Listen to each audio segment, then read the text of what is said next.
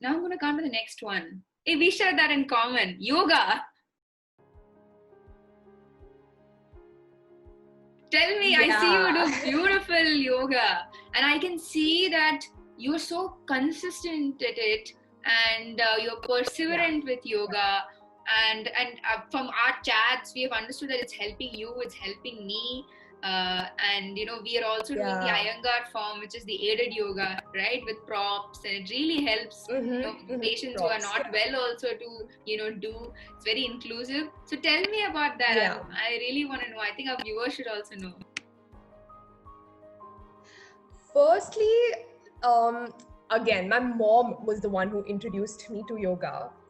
She was also going through a very rough patch in life, and that's when she got introduced to it, and she saw how tremendously it helped her. And she's like, you must try this. Even before I was diagnosed with lupus, I was consistent with yoga for like a year or so, and then again MBBS hit in and my schedule got busy, and that's when I gave it a break. But when I was reintroduced again, I mean, one thing is your personal experience, like learning through it. The second thing is the gurus that you find there, the teachers who are there, the support system who are there to constantly motivate you and push you through it. It's again wonderful. So like, it's not only helped me with my physical ailments, like being able to move or being able to do things or like regular stuff, but also like mentally, and like I've grown so much because that 1 hour that I am on the mat with guidance is when I'm actually the most with myself. I get to introspect, I get to retrospect, and it's just one thing, or it's something that has to be experienced. Like no matter what you tell, or like it's an experience by itself. Yeah, it's proof is in the pudding. You have to have it, you have to eat it, you have to taste it. Otherwise, no matter what you say, there's no. Yeah, that's so true. But Priyamada, since I'm doing yoga too, and I have one of the best gurus I could ever even think of in my life, and. If Joe sir is watching this, I'll say thank you. He's just so compassionate. He's amazing. He's a bona fide Iyengar teacher. So one thing that I found is since my case of lupus is a little acute stage, I'm still not in a remission stage per se. I'm having skin biopsies one after the other, this LPs and whatnot. So what happens is certain times the flow breaks, and certain times I'm just so fatigued to lift my body from the bed. I just can't move a toe. I can't move. Just imagine that is chronic fatigue. Just imagine. And even when you're lying down, it's like it's just getting worse. It's not like lying down makes you feel better. Brilliantly said. It's you're like you don't know what to do, man. I just surrender to gravity. That's literally what you're doing. So what do you do at that time? How do you're like, bloody hell, I'm gonna pick myself from this bed and place myself on the yoga mat. How do you do that? So initially that was a challenge itself, but one of my favorite, there are like a couple of teachers who I interact with when it comes to yoga. So there's this person called Lakshmi, like I hope she's watching. So Lakshmi auntie, so she told me no matter what, like even though if you're not able to get out of bed, yoga can be done anywhere. Brilliantly sitting said. On the bed. Yes. Lying down on the bed and just having the awareness and constantly pushing yourself that to do something. Like you are not able to get out of the bed, be on your bed, breathe. Just breathe for breathing like 10 exercises. Minutes Yes. Just do pranayama or whatever. Move your toes a little. Yes. Exactly. So that's where it was like, that's where I was able to build that consistency when there were worse days. There's that constant push and motivation, and again that understanding that okay, maybe yesterday you did 12 Surya Namaskars, but that doesn't mean that tomorrow you do the same again. But that doesn't mean that you're not capable of doing it. It's just that instead of quitting, take rest, but don't like have that thing that you can't do it. So I think the takeaway our viewers should do, patients should take away from this is that yoga is not gymnastics. It is not you doing 24 Surya Namaskaras one day, doing the most crooked asana. No. This is therapeutic yoga. You're healing yourself. Now that means you could be on bed, you could be doing the most subtle, small breathing exercises, you could be doing small joint movements, or you could just lie in a particular asana and sleep in that asana also. So it's all...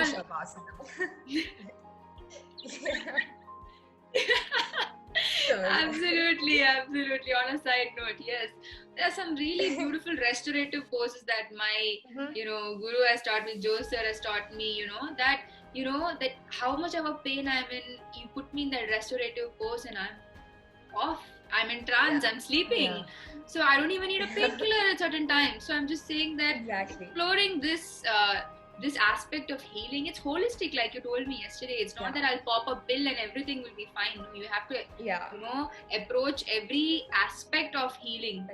Right. Very nicely said.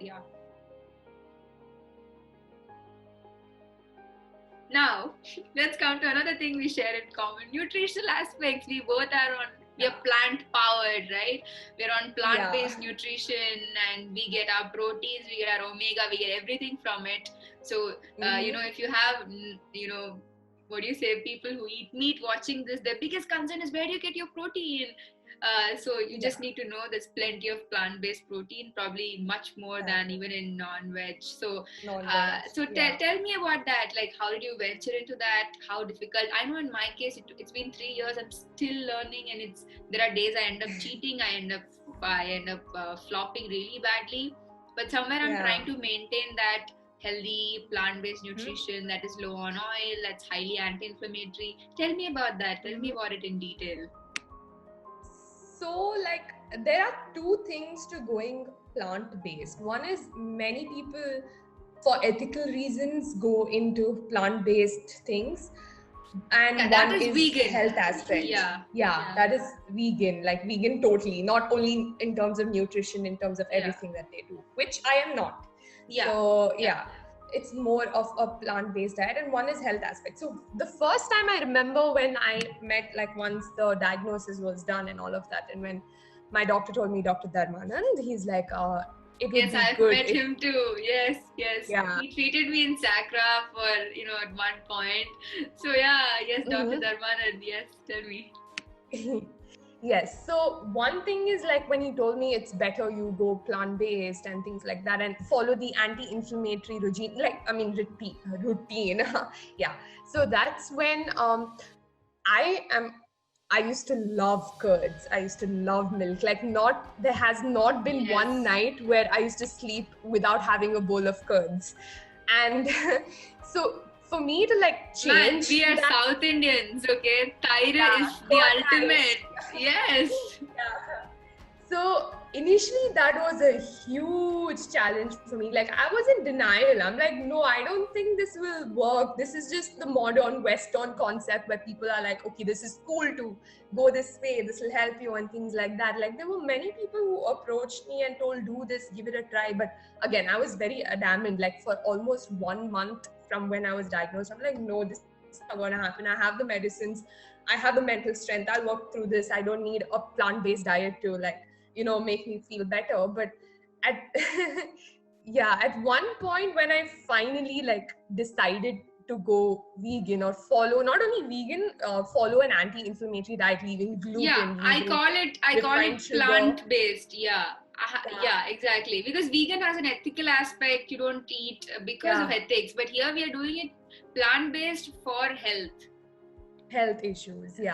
So when I did that, oh my God, it was a challenge initially, because I missed my cup of curds. I missed the milk that I used to have, the cheese pizzas, with friends. When our favorite hangout was a place near our college which sold cheese Maggie, and I was a sucker for it. Oh God. And letting that go, small challenges, but I was patient through it. And when I saw the changes happening, when I started feeling better physically, which helped me to stay sane mentally, and when I started feeling more energetic, was when I realized that this is a possibility, that it's not for the bad that this happened. It's actually happened for the better, and there are so many more alternatives. And this is a Oh my whole God, world yes. that has to be explored.